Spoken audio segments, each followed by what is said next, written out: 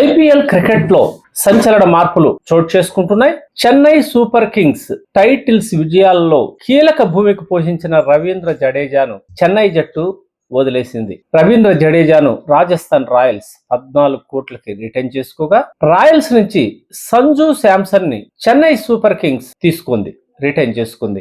ధోని వయోభారంతో వైదొలిగే పరిస్థితులు స్పష్టంగా కనిపిస్తున్న నేపథ్యంలో ఆల్రౌండ్ కీపర్ ప్రతిభతో కలిగిన సంజు శాంసన్ అవసరం ఉందని ముందు జాగ్రత్తతోనే ఈ మార్పు చోటు చేసుకున్నట్లు తెలుస్తోంది. అలాగే కరీబియన్ ఆల్రౌండర్ తో 11 ఏళ్ల బంధాన్ని కోల్కతా నైట్ రైడర్స్ తెంచుకుంది.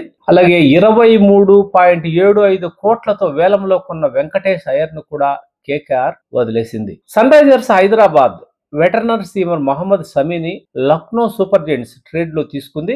మొత్తం 10 ఫ్రాంచైజీల్లో అత్యధిక పర్స్ మొత్తం కోల్కతా వద్దే ఉంది. కేకేఆర్ పర్స్ లో 64.30 కోట్లు ఉండగా 6 విదేశీ ఆటగాళ్లు సహా 13 మందిని వేలంలో అది కొనాల్సి ఉంది. అత్యల్ప పర్స్ ముంబై వద్ద ఉంది.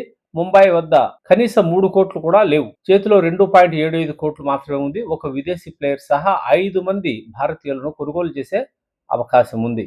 పలు ఫ్రాంచైజీలు చాలా మంది క్రికెటర్లను వదిలేశాయి. సిఎస్కేతో రవీంద్ర జడేజా బంధం బలమైందే కానీ మొదలైంది మాత్రం రాజస్థాన్ రాయల్స్ తోనే. 2008లో తొలి ఛాంపియన్ గా నిలిచిన రాజస్థాన్ రాయల్స్ జట్టు సభ్యుడు జడేజా మరుసటి ఏడాది రాజస్థాన్ తోనే ఉన్నాడు. కానీ కాంట్రాక్ట్ ఒప్పంద ఉల్లంఘన కారణంగా 2010లో ఐపీఎల్ గవర్నింగ్ కౌన్సిల్ అతనిపై ఏడాది పాటు నిషేధం విధించింది. 2011లో కొత్తగా వచ్చిన ఫ్రాంచైజీ టస్కర్స్ కేరళ ఇప్పుడు లేదు. దానికి రవీంద్ర జడేజా అప్పట్లో ఆడారు. 2012 నుంచి ఈ సీజన్ వరకు మధ్యలో 2 ఏళ్లు 2016-17లో సిఎస్కే పై నిషేధం కారణంగా గుజరాత్ లయన్స్ తప్ప సూపర్ కింగ్స్ లో విజయవంతమైన ఆల్రౌండర్ గా రవీంద్ర జడేజా కొనసాగారు.